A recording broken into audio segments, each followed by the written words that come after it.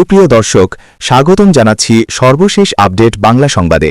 শুরুতেই জানিয়ে দেব সংবাদ শিরোনাম, এরপর থাকছে বিস্তারিত। শুরুতেই জানিয়ে দেব আওয়ামী লীগ ছাড়া বিএনপি অসম্পূর্ণ, 1 মাসের মধ্যেই উঠবে নিষেধাজ্ঞা। বিস্তারিত থাকছে প্রতিবেদনে। আরও জানিয়ে দেব জুলাই সনদ এনসিপিআর শেষ বিকেলের আনুগত্য, হিসাব মিলে গেলে যখন নীতিও মেলে। বিস্তারিত থাকছে প্রতিবেদনে। আরও জানিয়ে দেব টি-20 বিশ্বকাপ বয়কট করে এবার আপসো রাখছে বাংলাদেশের, ভারতকে বড় সংকেত দিল বিএনপি। বিস্তারিত থাকছে প্রতিবেদনে। আরও জানিয়ে দেব সেনাপ্রধানের ষড়যন্ত্র ফাঁস, হাসিনাকে প্রাণে মারার পরিকল্পনা ছিল ওয়াকারের। বিস্তারিত থাকছে প্রতিবেদনে। এবং সর্বশেষ জানিয়ে দেব স্বাস্থ্যমন্ত্রীর নাম ভাঙিয়ে বিএনপি নেতার চাঁদা দাবি, দোকানে দিলেন তালা। বিস্তারিত থাকছে প্রতিবেদনে। সুপ্রিয় দর্শক, এতক্ষণ শুনছিলেন সংবাদ শিরোনাম, এবারে শুনবেন বিস্তারিত। তার আগে ভিডিওটি ভালো লাগলে এবং সর্বশেষ আপডেট নিউজ পেতে চ্যানেলটি সাবস্ক্রাইব করুন। ধন্যবাদ। সংবাদের শিরোনাম দেখে অনেকে বিস্মিত হতে পারেন, কারণ আওয়ামী লীগ এবং বিএনপি দুটি ভিন্ন মেরুর রাজনৈতিক দল। এই দুই দলের সম্পর্ক কেমন তা আর নতুন করে বলার অপেক্ষা রাখে না। বাংলাদেশের মসনদে এখন বিএনপি, জামাতা এবং এনসিপিকে হারিয়ে তারা নিরঙ্কুশ সংখ্যাগরিষ্ঠতা অর্জন করেছে। তারপরেও কেন বলা হচ্ছে আওয়ামী লীগ ছাড়া বিএনপি অসম্পূর্ণ? কেন আওয়ামী লীগ তারেক রহমানের বাহিনী অক্সিজেন সিলিন্ডার? আওয়ামী লীগ না ফিরলে কেন তাদের সমস্যা হতে পারে? শুধু সমস্যা নয়, আওয়ামী লীগ না ফিরলে বাঁচবে না বিএনপি। প্রশ্ন উঠতে পারে, বিএনপিকে মারবে কে, কিভাবে মারবে? অবধারিতভাবে উঠে আসে এই প্রবল আক্রমণ থেকে বাঁচার পথ হিসাবে তারেক রহমান এবং বিএনপির সামনে কি রাস্তা খোলা রয়েছে। সেই বাঁচার রাস্তায় কোনোভাবে কি আওয়ামী লীগের উপস্থিতির প্রয়োজন আছে? বাংলাদেশ সংসদে প্রতিপক্ষ হিসেবে আছে দুটি মাত্র রাজনৈতিক দল, একটি বিএনপি সেন্টার রাইট অর্থাৎ মৃদু ধর্মীয় রাজনীতি, অপরটি জামাতের ফার রাইট অর্থাৎ উগ্র ধর্মীয় রাজনীতি। বিএনপিতে একেবারে নেই তা নয়, তবে জামাতের থেকে তুলনামূলকভাবে কম। এর বাইরে রয়েছে পাকিস্তান ও ভারতের চাপ। বিএনপির কাছে জাতীয়তাবাদ, বাঙালি ঐক্য এবং ঐতিহ্যের একটা গুরুত্ব রয়েছে। আছে মুক্তিযুদ্ধের চেতনার প্রতি সম্ভ্রমবোধ। আওয়ামী লীগের মুক্তিযুদ্ধের চেতনার সঙ্গে বিএনপির মুক্তিযুদ্ধের চেতনার মধ্যে বিরোধ আছে। ৭১-এর দাবিদার হতে পারে দুই পক্ষ। এটা নতুন বা বিচ্ছিন্ন সংকট নয়। এই ধরনের সংকট শুধুমাত্র যে বাংলাদেশে প্রতীয়মান তা নয়, পৃথিবীর অন্যান্য দেশেও স্বাধীনতা নিয়ে বিভিন্ন রাজনৈতিক দলের চেতনার মধ্যে দৃশ্যত একটা তফাৎ চোখে পড়ে। ভারতের কথাই ধরা যাক। স্বাধীনতা যুদ্ধে নেতাজি ও গান্ধীর মধ্যে কার অবদান সবথেকে বেশি, এই নিয়ে জাতীয় স্তরে আলোচনা পর্যন্ত হয়ে গিয়েছে। দেশ গঠনে নেহরুর অবদান বেশি না বল্লভভাই প্যাটেলের অবদান বেশি, তা নিয়ে কম তর্ক হয়নি, আগামী দিনেও হতে পারে। বাংলাদেশে আওয়ামী লীগ মনে করে মুক্তিযুদ্ধে শেখ মুজিবুরের অবদান অনেক বেশি, তাদের কাছে উজ্জ্বল জ্যোতিষ্ক হচ্ছেন বঙ্গবন্ধু। আবার বিএনপি মনে করে বাংলাদেশের মুক্তিযুদ্ধে জিয়াউর রহমানের ভূমিকা অনেকে বেশি, তার অবদান কোনোভাবেই মুছে ফেলা যাবে না, ইতিহাস মনে রাখবে। বাংলাদেশে বিএনপি এবং আওয়ামী লীগ দাঁড়িয়ে আছে ঠিক এই জায়গায়। বিএনপির সঙ্গে ভারতের সম্পর্ক আবার আওয়ামী লীগের সঙ্গে ভারতের সম্পর্কের মধ্যে একটা বড় পার্থক্য ধরা পড়ে। এই জন্য অবশ্য পুরো দায় বাংলাদেশের ঘাড়ে দেওয়া যায় না বলে মনে করে রাজনৈতিক মহলের একাংশ। ভারত নিজে আওয়ামী লীগের ক্ষেত্রে যতটা সহজ, বিএনপির ক্ষেত্রে ঠিক ততটা নয়। অটল বিহারী বাজপেয়ী আমলে জাতীয় নিরাপত্তা উপদেষ্টা ছিলেন ব্রজেশ মিশ্র। তিনি খালেদা জিয়ার সঙ্গে সম্পর্ক মজবুত করার বহু চেষ্টা চালান, তার ভারত সফরের ব্যবস্থা করেন। সেই সময় ঘটে চট্টগ্রাম অস্ত্র কেলেঙ্কারি। ঘটনায় ঢাকা দিল্লি সম্পর্ক ভীষণভাবে তলানিতে গিয়ে ঠেকে। ফলে ভারতের কাছে মিত্র হিসেবে সেই সময় আরও একবার রাজনীতির মঞ্চে আত্মপ্রকাশ ঘটে আওয়ামী লীগের। গত ১৫-১৬ বছরে ভারতের উত্তর পূর্ব রাজ্যের নিরাপত্তা নিয়ে ছিটেফোঁটা চিন্তা করতে হয়নি। বিএনপি যদি এই উদ্বেগ বুঝে প্রয়োজনীয় পদক্ষেপ নিলে দিল্লির সঙ্গে ঢাকার সম্পর্ক এক উচ্চ মাত্রা পাবে, আর সক্ষিতা হলে দুই দেশের মঙ্গল। মুক্তিযুদ্ধের আলোকে বিচার করলে দেখা যাবে দুই রাজনৈতিক দল কিন্তু এক মেরুবিন্দুতে স্থির। ভারতের বর্তমান মোদী সরকার দুই দলের প্রতি সমদৃষ্টি বজায় রেখেছেন। হাসিনা আমলে ভারত এবং বাংলাদেশ নানা বিষয়ে একে অপরকে সাহায্য করে এসেছে। শেখ হাসিনাকে রাজকীয় অতিথির মতো রাখা হয়েছে। আবার বিএনপি ক্ষমতার বাইরে থাকাকালীন ভারত নানাভাবে তাদের সাহায্য করেছে। বলা হচ্ছে বাংলাদেশে ক্ষমতার মসনদে বিএনপির আসীন হবার পিছনে রাজনৈতিক মঞ্চের পর্দার পিছনে কাজ করেছে সাউথ ব্লক। এদিকে গত অক্টোবরে যখন দেশের প্রধান রাজনৈতিক দলগুলো জুলাই জাতীয় সনদে সই করল, এনসিপি তখন সরে রইল। কারণ কি ছিল স্পষ্ট করে কেউ বলেনি। আর আজ 4 মাস পর হঠাৎ করে সই করতে যমুনায় হাজির হল নাহিদ ইসলামের দল।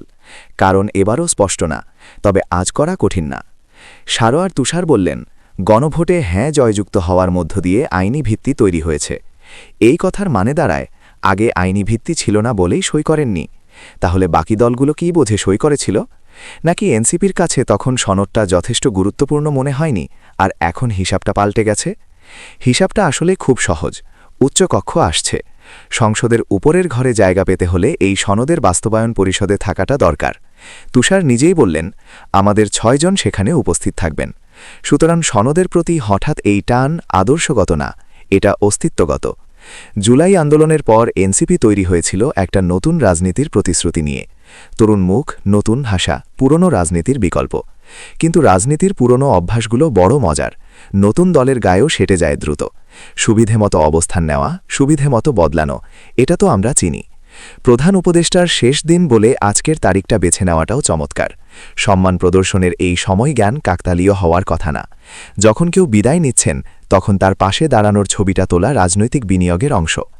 বিয়ের অনেক পরে কাবিন পড়ানোর রেওয়াজ এই অঞ্চলে নতুন না, কিন্তু তাতে শ্বসারের বৈধতা নিয়ে প্রশ্ন থেকেই যায়। এনসিপি যে সনদে আজ সই করল, সেই সনদের রাজনীতি কতটা তারা বিশ্বাস করে আর কতটা প্রয়োজনে মানছে, সেই প্রশ্নের উত্তর সময়ই দেবে। এদিকে ভারত বাংলাদেশের সম্পর্ক কি ভালো হতে চলেছে? বাংলাদেশে বিএনপি ক্ষমতায় আসার পর সেই ইঙ্গিত মিলেছে, অন্তত ক্রিকেটের ক্ষেত্রে তো বটেই। নতুন দায়িত্ব নেওয়া যুব ও ক্রীড়া প্রতিমন্ত্রী আমিনুল হক ইঙ্গিত দিয়েছেন যে 2026 সালের আইসিসি টি-20 বিশ্বকাপ নিয়ে বিরোধের পর ঢাকা ভারতের সঙ্গে ক্রিকেট সম্পর্ক পুনরুদ্ধারের চেষ্টা চালাচ্ছে। বাংলাদেশের নতুন ক্রীড়ামন্ত্রী হক এই পুনঃস্থাপনের ইঙ্গিত দিয়েছেন, বলেছেন যে তিনি ভারতের ডেপুটি হাইকমিশনারের সঙ্গে আলোচনা করেছেন। প্রতিবেদন অনুসারে তিনি বন্ধুত্বপূর্ণ আলোচনার মাধ্যমে মতপার্থক্য নিরসনের ইচ্ছার ওপর জোর দিয়েছেন। হক বাংলাদেশ ক্রিকেট বোর্ডের কর্মকর্তাদেরও সমালোচনা করেছেন বয়কটের সিদ্ধান্তের জন্য। বাংলাদেশের নতুন ক্রীড়ামন্ত্রী আমিনুল হক বলেন, খেলাধুলো থেকে শুরু করে অন্যান্য সকল ক্ষেত্রেই আমরা ভারতের সঙ্গে সৎ ও সৌহার্দ্যপূর্ণ সম্পর্ক গড়ে তুলতে চাই। কূটনৈতিক জটিলতার কারণে আমরা বিশ্বকাপে খেলতে পারিনি। যদি এই সমস্যাগুলি আগে আলোচনার মাধ্যমে সমাধান করা যেত, তাহলে আমাদের দল অংশগ্রহণ করতে পারত। 2024 সালের ডিসেম্বরে Indian premier league IPL franchise Kolkata night Riders থেকে বাংলাদেশের পেসার মুস্তাফিজুর রহমানকে ছেড়ে দেওয়ার পর ক্রিকেট অচলাবস্থা শুরু হয়। ঢাকা এই পদক্ষেপকে অন্যায় বলে মনে করে। ইউনুসের শাসনাকালে বাংলাদেশ ভারতে টি-20 বিশ্বকাপের ম্যাচ না খেলার সিদ্ধান্ত নেয়। নিরাপত্তার উদ্বেগ দেখিয়ে ভারত খেলতে আসতে চায়নি বাংলাদেশ।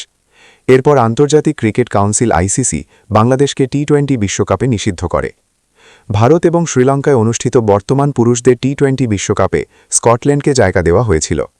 অন্তর্বর্তীকালীন বাংলাদেশ সরকার ভারতে খেলতে দল পাঠাতে রাজি হয়নি। শুধু তাই নয়, তারা শ্রীলঙ্কায় ম্যাচ খেলার ইচ্ছা প্রকাশ করেছিল। এর পেছনে রাজনৈতিক উত্তেজনাকে কারণ হিসেবে উল্লেখ করা হয়েছিল। মনে করা হয় যে পাকিস্তানের চাপে বাংলাদেশ এই ধরনের সিদ্ধান্ত নিয়েছে। পাকিস্তানও শুরুতে ভারতের ম্যাচ বয়কট করার হুমকি দিতে থাকে। পাক বোর্ড মনে করেছিল বাংলাদেশের সঙ্গে অন্যায় করা হয়েছে। তবে শেষ অবধি চাপের কাছে নতি স্বীকার করে পাক দল। খেললেও হারতে হয় তাদের। এদিকে নির্বাচন শেষ হয়েছে, জয়ী হয়েছে বিএনপি। তারেক রহমান হলেন বাংলাদেশের নবনিযুক্ত প্রধানমন্ত্রী। এরপর প্রতিবেশী দেশ ভারতের সঙ্গে কেমন সম্পর্ক হবে বাংলাদেশের, এর দিকেই তাকিয়ে রয়েছে অনেকে। তবে বাংলাদেশে নির্বাচন শেষে সবথেকে বড় বিষয় হয়ে উঠেছেন শেখ হাসিনা, পাশাপাশি সেনাপ্রধান জেনারেল ওয়াকারুজ্জামান। কারণ শেখ হাসিনা সরকারের পতনের 1.5 বছর পরও অনেকে সেনাপ্রধানকে নিয়ে চর্চা করতে ছাড়ছেন না। তার কারণ অনেকেই বলে থাকে হাসিনাকে দেশছাড়া করার পিছনে ওয়াকারের ভূমিকা রয়েছে। অনেকে আবার বলেন দেশছাড়া করার পরিকল্পনা ছিল না ওয়াকারের, শেখ হাসিনাকে প্রাণে মেরে ফেলার পরিকল্পনা ছিল। কিন্তু আদতে কোনটা সত্যি? 2024 সালের 5ই অগাস্ট শেখ হাসিনা সরকারের পতনের পর ভারতের আশ্রয়ে রয়েছেন তিনি। কিন্তু ভারতে থেকেও দলীয় নেতা কর্মীদের সঙ্গে যোগাযোগ রেখে চলেছেন শেখ হাসিনা। একাধিক অডিও বার্তা দিয়েছেন, যার মাধ্যমে তার দলকে সতেজ রেখেছেন হাসিনা। এর মধ্যে অত্যন্ত গুরুত্বপূর্ণ একটি অডিও বার্তা, যেটা শেখ হাসিনা একই রকমভাবে তার দলের নেতা কর্মীদের দিয়েছেন। পাশাপাশি দেশবাসীর জন্যেও সেই বার্তা রয়েছে, যেটা ইতিমধ্যেই ভাইরাল হয়েছে। যে অডিও ক্লিপ 2025-এর 18ই জুলাইয়ের। এনসিপির মার্চ টু গোপালগঞ্জ নিয়ে কথা বলতে শোনা যায় শেখ হাসিনাকে। এই ঘটনায় সেনার গুলিতে ৫ জনের মৃত্যু হয়। এমনকি এই ঘটনার পর ৬,০০০ মামলা দেওয়া হয় গোপালগঞ্জবাসীকে। সেই ঘটনার পর গ্রেপ্তারও করা হয় অনেককেই। আর এই অডিও বার্তাতে শেখ হাসিনা বলছেন গোপালগঞ্জের ঘটনা নিয়ে তার কাছে জবাবদিহি করেছেন ওয়াকার। তাহলে কি ওয়াকার এখনও পর্যন্ত শেখ হাসিনার সঙ্গে আগের যেমন বিশ্বস্ত সম্পর্ক ছিল সেই সম্পর্ক তিনি ধরে রেখেছেন, নাকি এর পিছনে অন্য কোনো রহস্য রয়েছে? সেদিন গোপালগঞ্জে ঠিক কী হয়েছিল? জানা যায় এনসিপি নেতারা গোপালগঞ্জে একটি কর্মসূচি করে, কিন্তু গোপালগঞ্জের সাধারণ মানুষ এবং আওয়ামী লীগ সমর্থকরা সেটা মানতে পারেনি। তাদের ওপর আক্রমণ হলে প্রতিহত করে গোপালগঞ্জের মানুষ। পরিস্থিতি উত্তপ্ত হয়ে ওঠে। এনসিপি নেতাদের বাঁচাতে সেনা আশ্রয়ে নামে। সাধারণ মানুষের ওপর গুলি চালায় সেনা। সেই সময় ভাঙচুরের ঘটনা ঘটে, এমনকি অগ্নিসংযোগের মতো ঘটনাও ঘটে। শেখ হাসিনার যে অডিও বার্তাটি ভাইরাল হয়েছে তার ভিত্তিতে বোঝা যাচ্ছে ক্ষমতাচ্যুত হবার পরও শেখ হাসিনার সঙ্গে সেনাপ্রধানের নিয়মিত যোগাযোগ ছিল, অন্তত ২০২৫-এর জুলাই পর্যন্ত। তাহলে প্রশ্ন, এখনও কি শেখ হাসিনার সঙ্গে যোগাযোগ রয়েছে ওয়াকারের?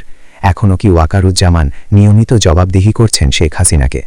বাংলাদেশের বর্তমান পরিস্থিতি নিয়ে কি শেখ হাসিনা জবাবদিহি চাইছেন সেনাপ্রধানের থেকে?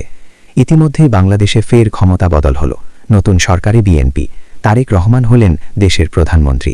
এই সমস্ত ঘটনা কি শেখ হাসিনার কাছে পৌঁছে দিয়েছেন ওয়াকার? ওই অডিওতে শেখ হাসিনা বলছেন তিনি ওয়াকারকে প্রশ্ন করেছিলেন কেন গোপালগঞ্জের ঘটনা ঘটল, কার কি উদ্দেশ্য। তখন নাকি সেনাপ্রধান জেনারেল ওয়াকারুজ্জামান কোনো উত্তর দেননি। তিনি নাকি তখন বলেছিলেন তার উপর চাপ ছিল। কিন্তু প্রশ্ন, তিনি তো সেনাপ্রধান, তাকে চাপকে দেবে? এই প্রশ্নটা উঠছে। ২০২৪ সালের ৫ই অগাস্ট শেখ হাসিনা দেশ ছাড়ার পর জেনারেল ওয়াকার শেখ হাসিনাকে তড়িঘড়ি ফোন করেছিলেন। ফোন করে বলেছিলেন আমার ওপর একটু ভরসা করতে পারলেন না? অর্থাৎ ওয়াকারের ওপর ভরসা করতে পারেননি শেখ হাসিনা। হাসিনা দেশ ছাড়তে অবাক হয়েছিলেন ওয়াকার, কারণ তার নাকি পরিকল্পনা ছিল হাসিনা দেশে রাখতে। কারণ একটি গোষ্ঠী চেয়েছিল শেখ হাসিনাকে প্রাণে মেরে ফেলতে, যেখানে সাহায্য করতে চেয়েছিলেন সেনাপ্রধান। যদিও অনেকে বলছেন বিষয়টা পুরো উল্টো, বরং ওয়াকারই বায়ুসেনার বিমান করে শেখ হাসিনাকে ভারতে পাঠানোর ব্যবস্থা করেছিলেন। তবে জানা যাচ্ছে সেদিন নাকি ভারতের নিরাপত্তা উপদেষ্টা অজিত ডোভাল ফোন করেছিলেন শেখ হাসিনাকে। এরপরই হাসিনা দেশ ছাড়ার পরিকল্পনা নেন। এমনকি ২০ মিনিটের মধ্যে হাসিনা দেশ গণভবন ছাড়েন। এদিকে সেনাপ্রধান রাস্তা থেকে সেনাবাহিনী তুলে নেন, উন্মুক্ত জনতাকে গণভবনে প্রবেশ করতে দেন, যার ফলে গণভবনে লুটপাট চলে ভাঙচুর।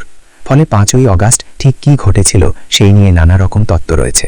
অন্যদিকে এটাও জানা যাচ্ছে ২০২৫ সালের জুলাই পর্যন্ত শেখ হাসিনা সেনাপ্রধানের সঙ্গে নিয়মিত যোগাযোগ রাখতেন।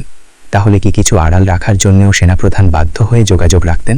এমন নানা প্রশ্ন উঠছে। তবে এটা পরিষ্কার যে হাসিনা বাংলাদেশের পরিস্থিতির উপর নজর রাখছেন। এখন দেখার তারেক রহমান প্রধানমন্ত্রী হওয়ার পর শেখ হাসিনার অবস্থান বদলায় কিনা।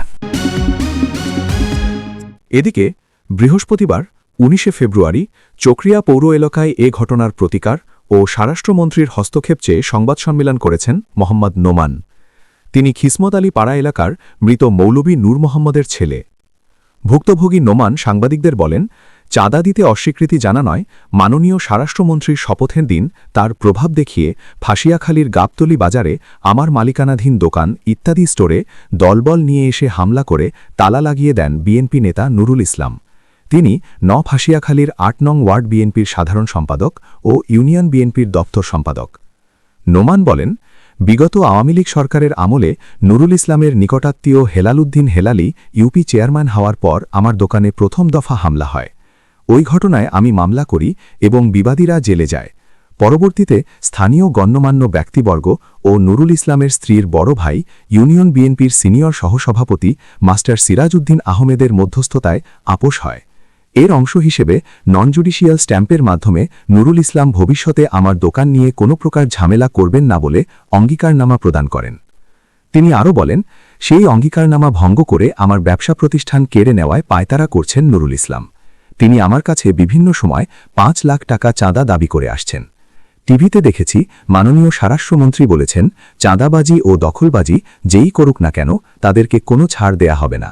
মাননীয় মন্ত্রীসহ প্রশাসনের কাছে আমি এই ঘটনার সুষ্ঠু সমাধান চাই। এ বিষয়ে জানতে চাইলে অভিযুক্ত নুরুল ইসলাম বলেন, আপনারা এলাকায় খবর নেন, এটা আমার দোকান, আমি নিয়ন্ত্রণে নিয়েছি। তার অভিযোগ সম্পূর্ণ মিথ্যা বানোয়াট। প্রসঙ্গত চকরিয়া ও পেকুয়া নিয়ে গঠিত কক্সবাজার 1 আসন থেকে ত্রয়োদশ জাতীয় সংসদ নির্বাচনে জয়লাভ করে গত মঙ্গলবার সংসদ সদস্য ও স্বরাষ্ট্রমন্ত্রী হিসেবে শপথ নেন সালাউদ্দিন আহমেদ। কর্মদিবসের প্রথম দিন বুধবার স্বরাষ্ট্রমন্ত্রী সচিবালয়ে সাংবাদিকদের বলেছিলেন, বাংলাদেশে মব কালচারের দিন শেষ, মব কালচারকে আর কোনোভাবে উৎসাহিত করা হবে না।